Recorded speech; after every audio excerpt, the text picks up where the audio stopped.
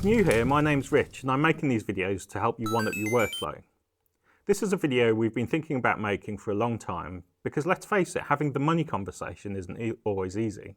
It's something that takes practice and even experienced freelancers can feel a bit awkward about it.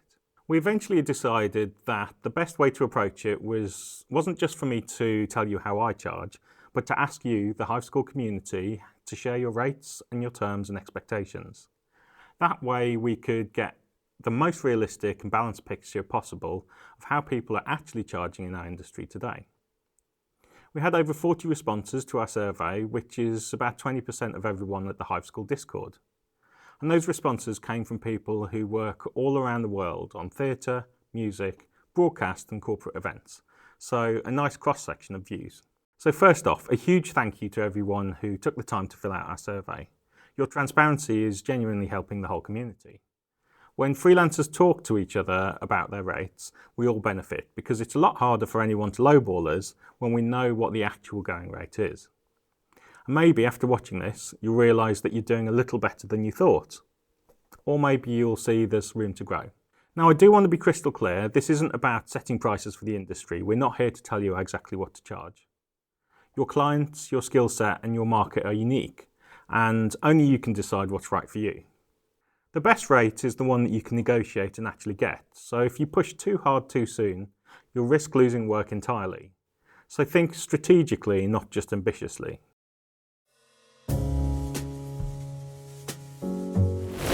Most of our industry is set up for charging by the day, and that's exactly what we asked you in our survey. The logic is simple. You turn up, you work your day, and then you get paid for that day. It's predictable, easy to invoice, and it's how most clients are used to budgeting. But there's another way to think about, and that's charging for the outcome instead of the clock.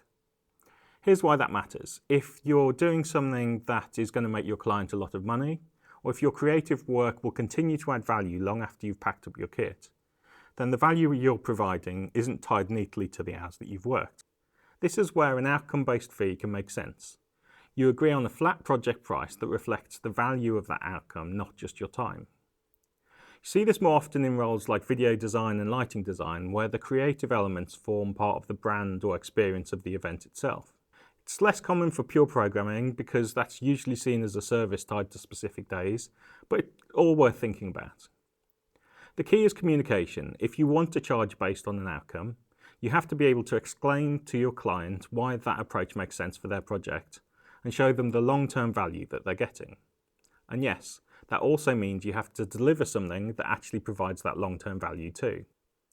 In our survey, we specifically asked about day rates, so we naturally led you down that path with the way that we framed the questions, because we really felt like that was the norm.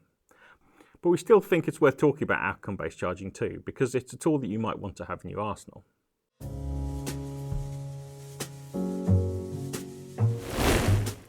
One of the first things that jumped out from the responses was the sheer range of experience in our community. Everything from 3 years to 23 years in the industry. It's natural to expect that rates will grow with experience, but if you're on the lower end of that scale, don't be discouraged. The data also shows that there's no one single correct rate. The more you build your skills, your network and your reputation, the more room you'll have to move up. When we look beyond geography and start grouping responses by market sector, a few patterns emerge. Corporate events consistently sit at the higher end of the pay scale. They often involve tight deadlines, high production values, and clients with deeper pockets, especially when those clients are global brands or high-profile conferences. Music work, including touring and festival programming, comes in with a wide range. The top touring gigs can match corporate rates, but local one-off shows will often pay less. Theatre tends to be on the lower side compared to the other two, partly because it's often funded by arts budgets rather than commercial revenue, and partly because contracts can be longer term with steadier but lower daily rates. But money isn't the only factor. Corporate work, while lucrative, can sometimes be quite soul-destroying. Lots of repetition, less creative satisfaction, and a just-get-it-done kind of mindset. Theatre, on the other hand, can be deeply rewarding creatively, even if it doesn't pay quite as much. Music often sits somewhere in between, with moments of huge artistic payoff alongside the chaos of touring life. One way to stay both financially stable and creatively sane is to try and work across markets, but it's easier said than done. Try and balance those higher corporate paychecks with projects that give you genuine personal or artistic reward. That way, you're not just earning a living, but you're building a career that you'll actually enjoy.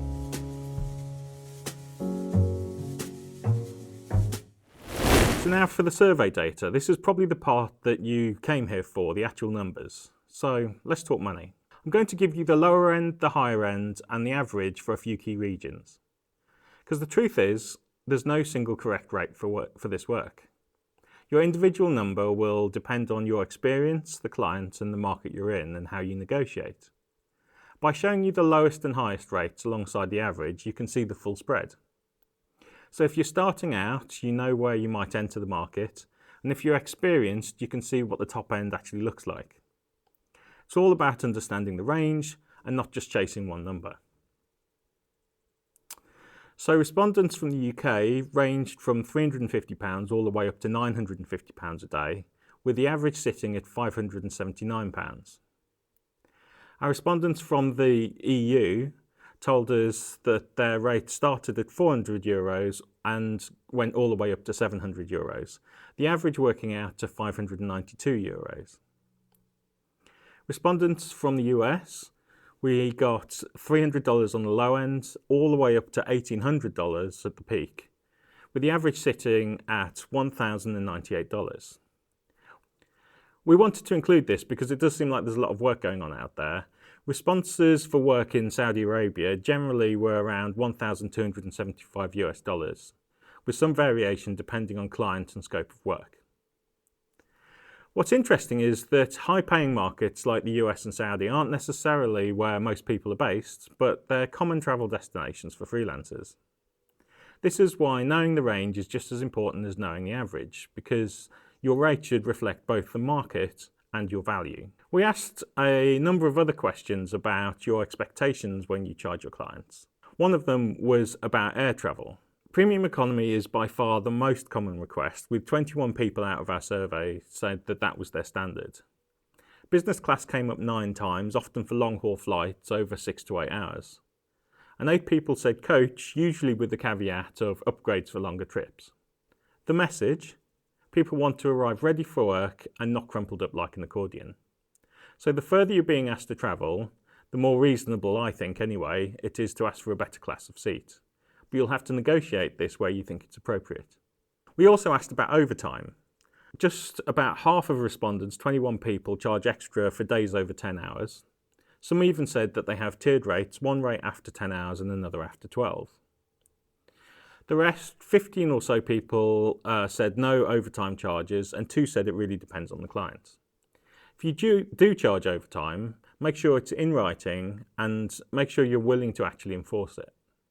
A few other things popped up time and time again, and they were paid travel days and paid days off are common expectations.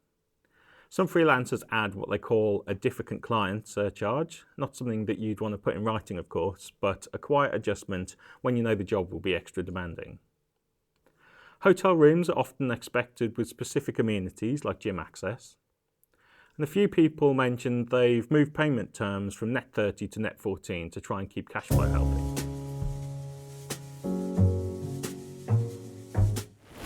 So what can you take from all this? Your rates should reflect your experience, your market, and the value that you bring.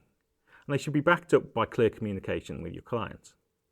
Remember, the better informed we all are, the stronger our negotiating position becomes as a community. So if you've got your own insights, drop them in the comments below and let's keep the conversation going. That's it for this Hive School Deep Dive. I'll see you in the next one, and until then, keep one-upping your workflow. Many thanks.